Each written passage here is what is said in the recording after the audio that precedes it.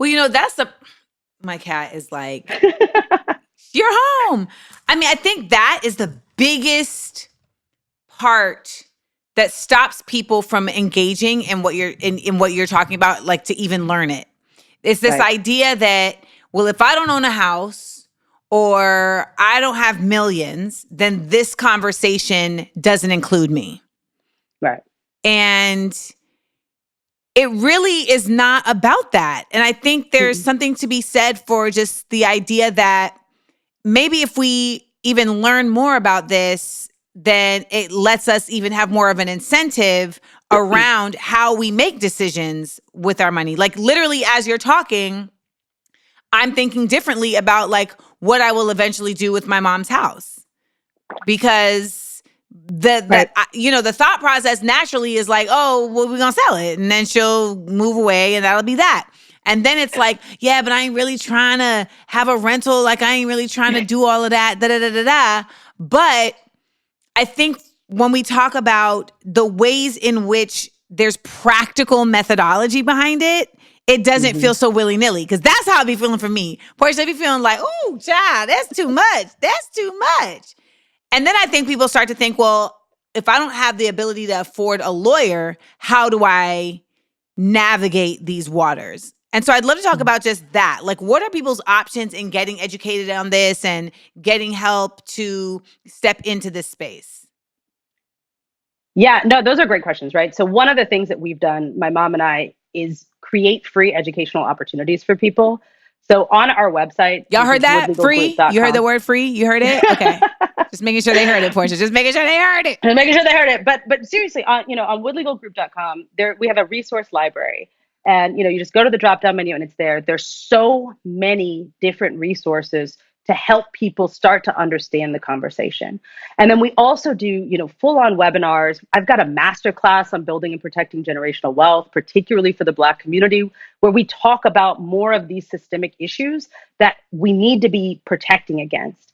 The fact that only 42% of African American families own their home today, and that it's becoming increasingly more difficult to get access into home Yes. ownership, means that we need to be taking whatever means necessary to protect those assets that we already own.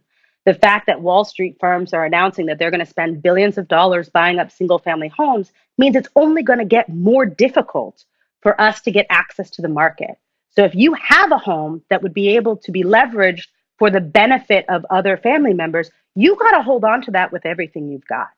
And so understanding the value of what you already have is an incredibly important piece as well. And I think that's a mindset shift that comes with education. So we created these free resources so that people could start that change in their mindsets and truly understand what they have so that they can start to protect it. Fascinating. I mean, one of the things that really blew my mind was when you were telling me just the reality of the cultural background to trusts, right? I think a lot of us have, like we said in the beginning, we've only really associated trust with this idea of the trust fund baby and this idea of folks who have already been a part of legacy money and legacy wealth. And so they don't even have to work, they're able to just fly by night and do whatever they want. And when you and I were speaking about this offline, I had said to you like, oh, Black people haven't had access to trust. And you were like, that's actually incorrect. So can you just give us some more context about like where trusts have actually lived within us, within the Black space culturally, and again, how we got away from that?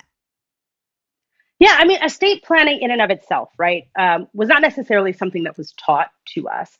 We have to remember that in a historical context, in this country at least, our ancestors were the wealth. They were the property of other people's estate plans.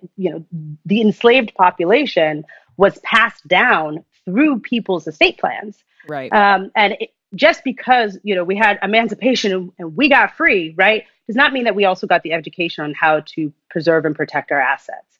There was a period in time where people were doing more and more of this estate planning. You started to see more wills coming into play.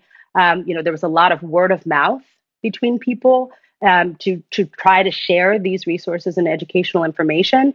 And so we saw some of that preservation. But then you come and you look at Black Wall Street and you look at the fact that it was essentially burned to the ground. You look at these other Yes. Black towns that were thriving Black communities where the economics themselves were wiped out because they were drowned under lakes.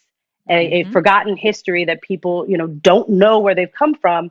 And I've talked to several people from Tulsa who grew up there who did not know about what happened there. Right on the 100th What? anniversary, they were like, I didn't learn about what happened in Tulsa, and I'm from there until I went away to college. And I learned it in Texas, but I was from there. They didn't teach it Wow. in school. And one of the things that she also said was that growing up, she was taught sort of to dim her shine because to not draw unwanted attention from the people around her. So don't talk about what you have. Don't tell people. Don't let them know what's going on. Keep that close to the chest. And that was a very real fear out of the response to Yeah. what had happened. So that's that generational trauma that comes in around money. And we are in this space right now today where we have an opportunity to create a resurgence. We have platforms like yours, which shares information on a much broader scale than ever before, which allows us to then take advantage of these resources. This is a game, right? Wealth is a game. The laws are a game. How all of this works, it's monopoly in real life.